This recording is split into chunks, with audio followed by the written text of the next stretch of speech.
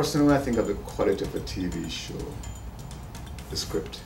Quality in terms of the script, if it's a scripted production, the lighting, camera work, the audio, and the post-production.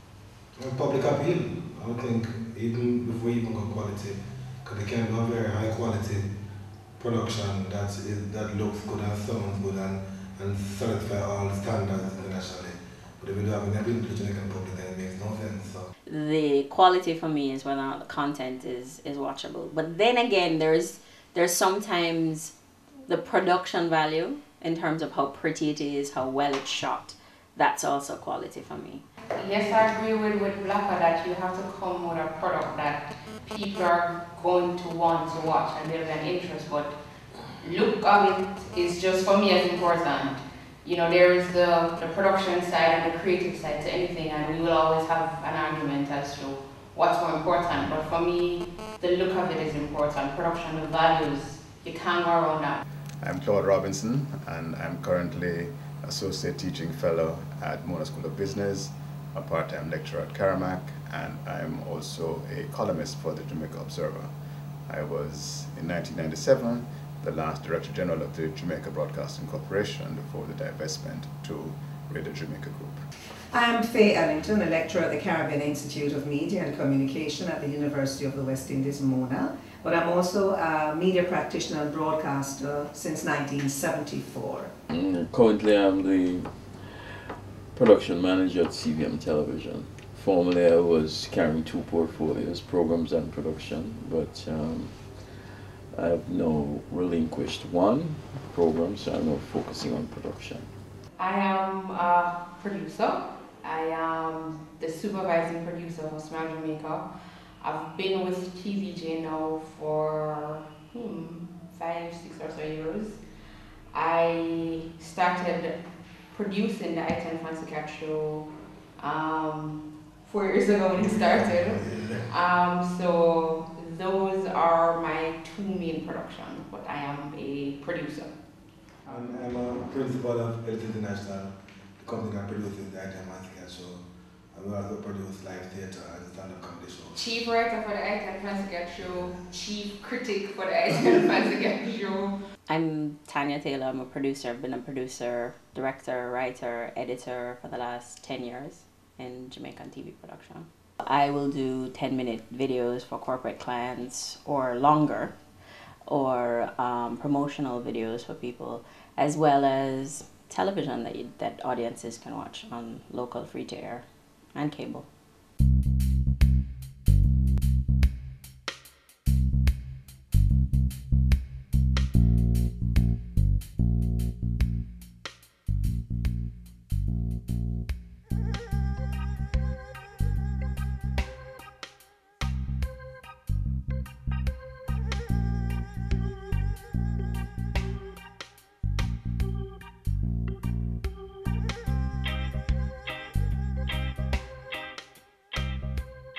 When I was in television actively, a lot of our entertainment programming was scripted, whether it was programs like Lime Tree Lane or which was a long-running Oliver at Large or Oliver, Titus, Pullet Hall. There are several other drama. There was quite a heavy fare of local programming. I have noticed, however, that in the last year or two, there is a tendency to local programming, but not so much scripted local programming. You do have the sort of stand-up stuff of I-10 and Fancy Cat and so on, but this scripted television drama or comedy, those two genres have been declining. Maybe it's cost, maybe it's the way television is moving in another direction. Whereas, yes, I will agree with you that there are few in numbers, but I think more importantly, you need to look at the growth in terms of the content, in terms of the production values. You have Me and My Crew, you have Royal Palm, now the Blackburn. So I mean, you can definitely see a sharp change between when you had a Lime Tree Lane or when you had a Taffy. And I think as somebody who's in the industry, that is important and that should be highlighted. Again, I tell you, it goes back to money is one of the biggest challenges that creative people will face. We're not quite like in the States where you come up with an idea and you can sell it to somebody.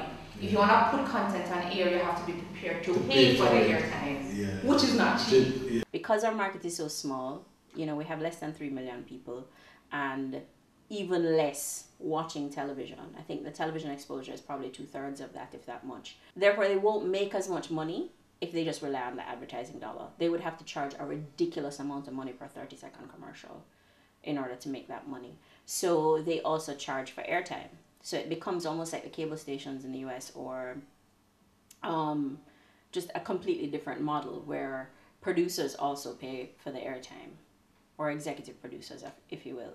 So local free-to-air in Jamaica makes money from not only the advertising dollar, but also the producers paying for airtime.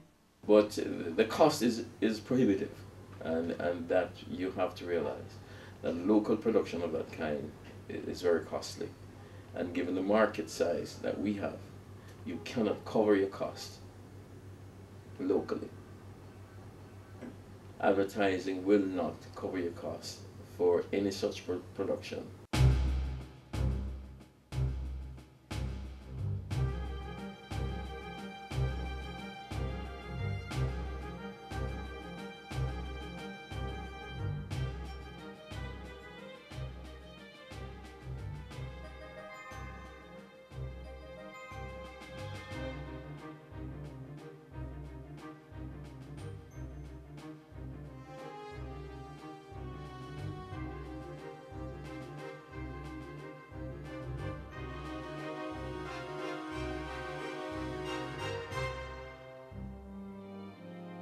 Advertisers pay for eyes and ears.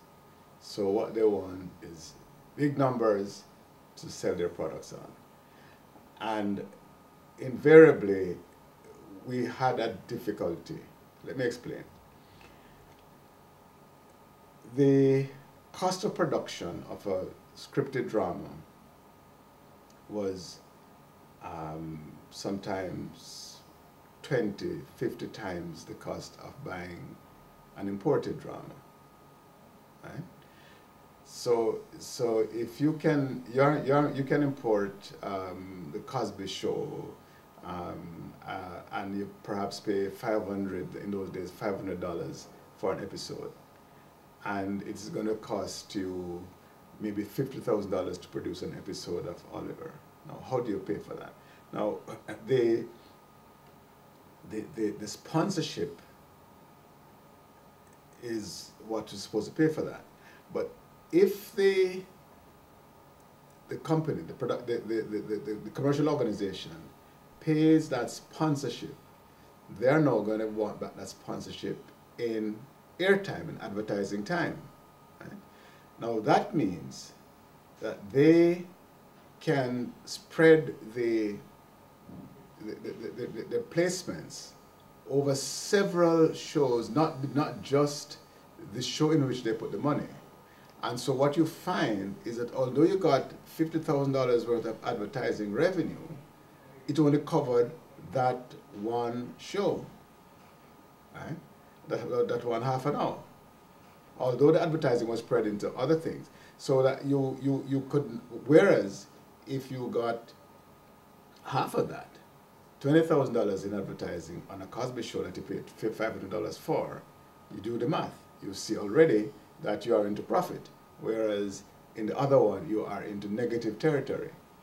So they were willing, a lot of advertisers were willing to pay for the production costs, but then they wanted to spread that investment over your entire broadcast day. And so in effect, those other times when you're running ads, you're really running ads without a revenue because the cost will be absorbed in that. So that was the model, namely that you cannot recover your production expenses anywhere near production expenses from a television drama. Because there's no more JVC run by government and money from government to take care of anything. So you have to find sponsors, people to support you financially, to be able to put a local production on. It is that much cheaper, significantly cheaper, to buy a canned production, a Days of Our Lives, or whatever else there is, and put it on, than to put on a 15-minute local production or a half-hour local production. Because you have to do everything from scratch with your local production. Whereas with Days of Our Lives, it is being sold all around the world, and so you can get it for little or nothing. But you've come in here with lights, there's sound. There would have to be a set if you're doing something. People to do catering because you're out on location. People to build the set, people to paint it. People, all of these things cost money. To drive to go to where you are filming if you're not filming in studio. And so it is extremely expensive. I've done TV shows for upwards of 30 million Jamaican, and I've done TV shows for under 10 million Jamaican. And when I say TV shows, I mean series. You know, I'm talking about, 10 to more episodes. I did a 6-episode series for $1.5 million. But it depends on the deals that you're able to strike and what you actually want to do and how you want to do it.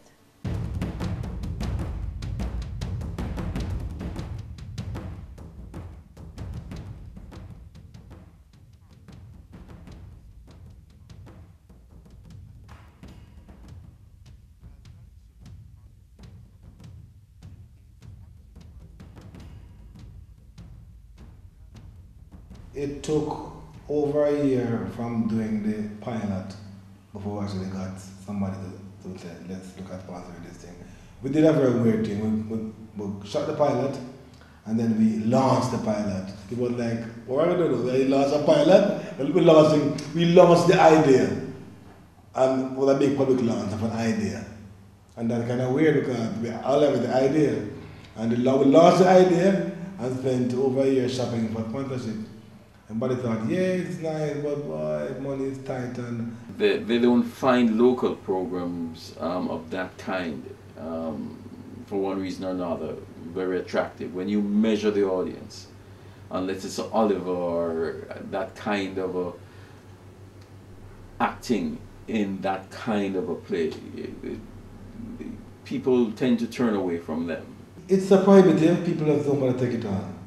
Either to produce a stage, a live play, and either for the investor to see returns quickly, either for them to have it out in the market quickly, and it's just easier, and people just don't want to take a chance and talk that might never work. I mean, if you look at the history of most local TV attempts, most of them don't last beyond 2 seasons. If they go to 2 seasons, it's really hard work. I do not understand the premise of spending $5 million on one event that will garner you 5,000 people, that you can be in page 2 for 3 days afterwards, versus spending $5 million and exposing your brand for 3 months to 1 million people across the island. The man in Mucko who never got to come to your show and cannot read and doesn't care who is on page 2. Like, I don't understand that. I will never understand it. It is a simple mathematical thing to me. And for some reason, marketers just have not been able to make that leap or to transcend that understanding. They'd still prefer to spend money on the one event. And from my experience as an actor, as far back as Claffy, we know that the budget expenditure is never on talent. It's largely on the technical aspects. But I finished renting cameras and paying for camera crew and light and sound or whatever. The money done. In a fictional budget, the largest part of the budget, as in the largest one item, would be people, crew. And then the second largest, probably feeding the crew. If you were to put a percentage value on the cost for talent for most productions, it's 10% or below. I remember one time you said to me, why is it people always say, oh, come pass through this event, come appear, but you can never say to the sound man, come string up on my hand. Yeah. And and even as somebody who is from the technical point, I do agree that a lot of times I've picked up the phone and I've said, oh, Shelly or Kathy, I need you to appear in the skit. There is no discussion about talent fee, there is nothing. You just turn up and I'm gonna use them, you won't be paid. But I can never and will never say that to a cameraman, come shoot something for me. So it's really, it's your production costs, it's your airtime that takes up most of your budget. You can't really reduce the crew cost because, you know, at a certain point, like, it doesn't make any sense for the cameraman to work for you because he still has a family to feed.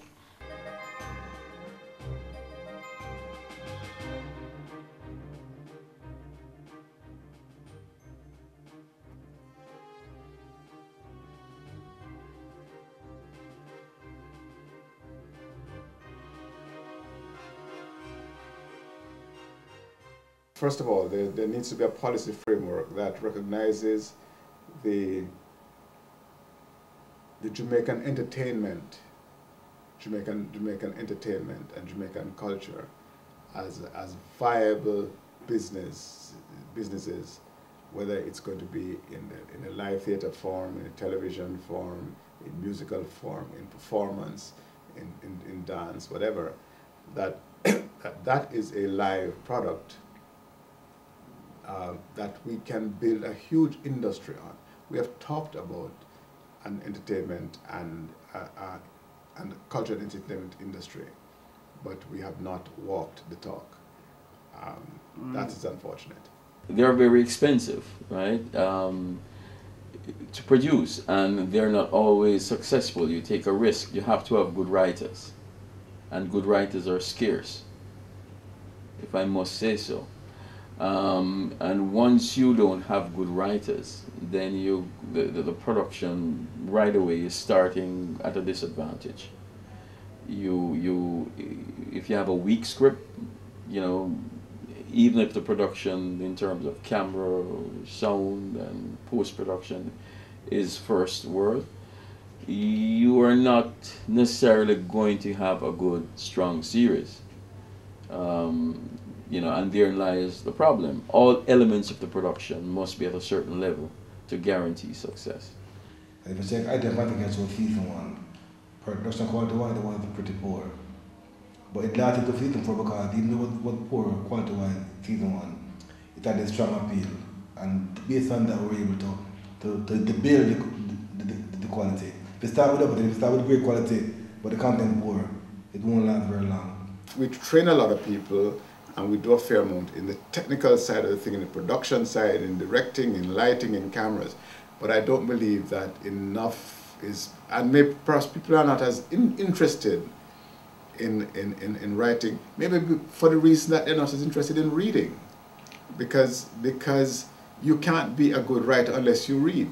I mean, the first part of writing is to read, because it is reading that gets you into words and into the use of words and just reading for the sheer pleasure of it. No. There's no lack of anything. Perhaps we have lack of training or lack of people to understand that it's not sufficient only to have talent, but it's necessary to have training. It's very important. But the country is superbly talented. When you think of people like the late, or the record brothers, Lloyd Record, who is still alive, who used to write and have the National Theatre Trust, and they used to be up here in the 50s and 60s. When you think of Louis Marriott, who's been writing for over 50 years, he did Bedwood, and he staged that first, I believe, in the 50s, then he did it in the 80s. I had the privilege of being in that in the 80s, and restaged it again. So you have Lloyd Record, Louis Marriott, Trevor Rohn, right? I am not naming all, I'm just naming some of the people, right? Then you came into a new crop when you think of people like David Heron, Basil Dawkins, and you're thinking of Patrick Brown now, who Patrick, Trevor Nairn, and Lenford Salmon, they have worked together and they have formed Center Stage. Generations that grew up at a time when there's not much else to do spent a lot more time reading. Now today's generation, you know, if you're texting, a friend of mine got a text message the other day from his granddaughter, and he texted her back to say that it was a grammatical error, and she said no, it's not. She knew what she was doing, but she was making the text less expensive, because if she wrote in proper grammar, it would use up more words, and she'd have to pay more for the text. Okay. Now, if you're 9 years old, that's how you think. You know, that why use up so many words. So I think that, and it's not a Jamaican thing. It's not a Jamaican thing. It's a generational thing, it's a technological thing. So I think that our instructors in the universities and elsewhere need to do more, in my view, to help to train writers, because I think that's one of the areas that is still making our productions not as strong as they might be.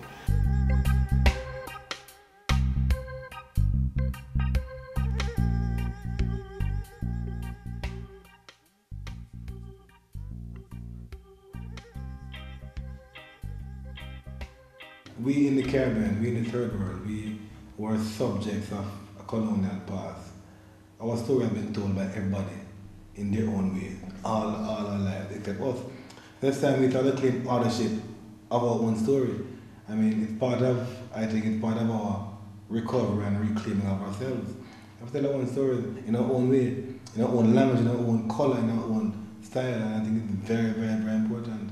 If we don't tell our stories, we are running the risk of losing our identity, because their cultural domination coming from primarily North America, and they are telling their stories vociferously. And our young people have easy access to those stories, whether it's from computer or on their phones or on television or the movies. Humanity is humanity, but cultures are different. So we need to tell our stories. It's amazing what it does to our people to see themselves on TV. Yeah. How it can influence the psyche. If you check most black people now to draw a picture, still, after many, many years, they'll draw a white face. Because that's what they see in books and see on TV. So the moment we see ourselves, our story becomes valued and validated. And it certainly in some way will influence and affect our sense of self personally, socially, and nationally. So yeah, man, have to tell our story. Look at the music. I don't think that you could develop a music industry in Jamaica the way we have if we're singing American R&B. You know, it would, you know, how could you sing R&B and when there's such a huge pool in the United States of R&B? So you create something for yourself. To this point, I think something that we need is a sitcom. We love to laugh. And I mean, if you look on cable, you ask anybody now, my age, younger, they can tell you every single character, that's the thing. I mean, why can't we have our own? It might not be telling our story, but we're seeing people who we can relate to. We're seeing Jamaican doing things that we know, doing things that we understand. It's our lifestyle, and I think it's important, and I am dying for the day. I hope it's something I can be a part of when it's our thing. It's all Jamaican.